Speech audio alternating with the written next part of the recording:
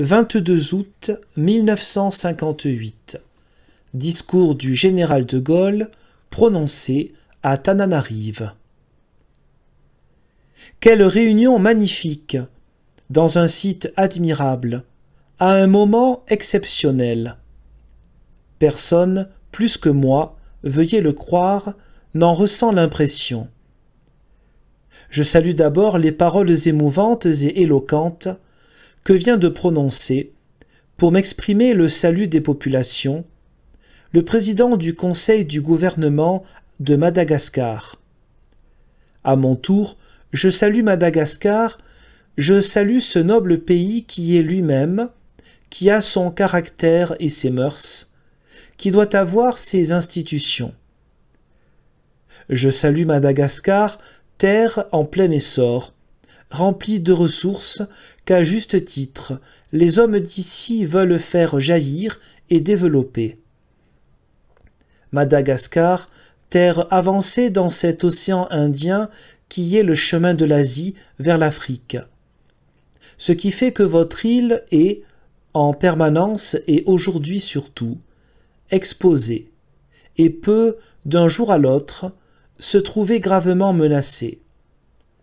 En même temps, je salue la France qui a fait tant et tant ici, avec ses administrateurs, ses soldats et ceux de ses enfants qui sont des hommes d'initiative, de courage et de valeur. C'est parce que la France est fière de ce qu'elle a accompli avec le peuple malgache qu'elle veut continuer à l'aider dans les voies nouvelles qui vont s'ouvrir. J'ai parlé de voies nouvelles. Tout le monde sait que nous sommes en un moment de grand changement à tous égards, et où la France et les territoires d'outre-mer, qui sont liés depuis si longtemps par tant de liens du sentiment et de l'intérêt, doivent établir leurs rapports sur des bases renouvelées. Ces bases, que seront-elles?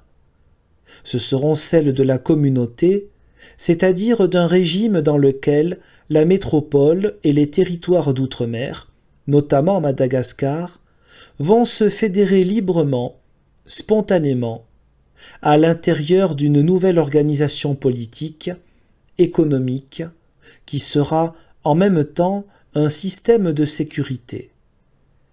Dans cette organisation, Madagascar aura à exercer par ses propres moyens son administration et son gouvernement intérieur.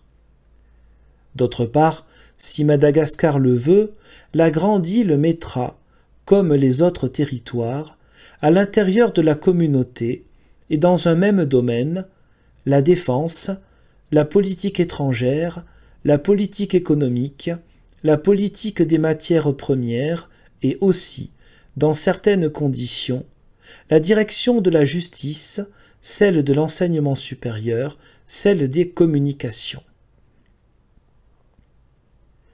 Votre île n'y est pas contrainte. Dans 5 semaines, le choix lui sera donné comme à tous et dans les mêmes conditions, ou bien d'établir avec la métropole et les autres territoires la communauté dont je parle, ou bien de séparer son sort de celui de la France et des autres territoires.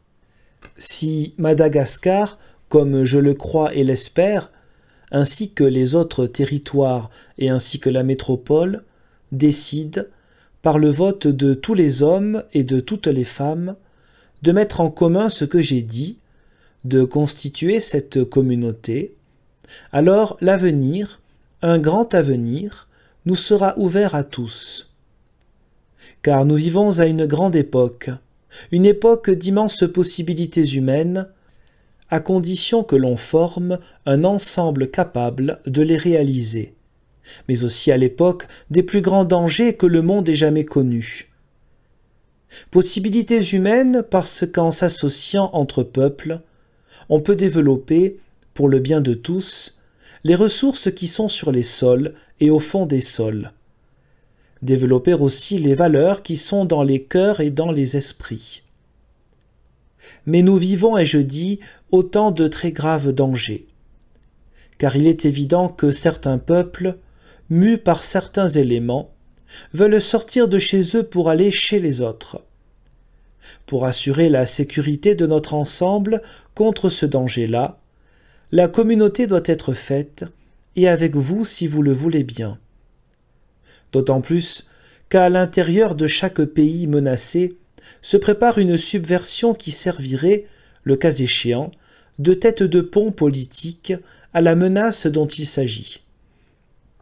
C'est pourquoi je fais appel, ici comme ailleurs, aux hommes de valeur, aux hommes capables, aux hommes qui veulent exercer la responsabilité de diriger leur pays. Je leur déclare devant tout le monde, pour que vous soyez dignes de la tâche que vous voulez assumer, il faut que vous soyez des hommes fermes, droits et loyaux, qui ne se laissent pas emporter par le tumulte des mots, qui s'en tiennent aux positions qu'ils ont prises. Faute de cela, à la première occasion, vous serez, avec tout le reste, balayés. Voilà les paroles que je voulais faire entendre ici pour Tananarive, grande et noble ville, pour Madagascar, pour beaucoup d'autres peuples qui nous écoutent en ce moment, d'un bout à l'autre du monde. Tous ici, vous aurez dans peu de semaines l'occasion d'exprimer votre volonté. C'est une volonté qui portera très loin. En disant oui à ce qui vous sera demandé, vous vous engagerez avec la France et les autres territoires en vue d'un vaste avenir. Je suis sûr de votre réponse. Demain, vous serez de nouveau un État, comme vous l'étiez quand le palais de vos rois était habité. Mais vous serez des hommes qui, en toute indépendance, se seront unis à d'autres hommes pour le meilleur et pour le pire. Mon dernier mot sera pour vous remercier tous de la splendide manifestation dont vous m'avez offert le spectacle et l'émotion. Merci à Tananarive. Merci au peuple malgache et à ses dirigeants. C'est en toute conscience et de tout mon cœur que je crie « Vive Tananarive, vive Madagascar, vive la République, vive la France !»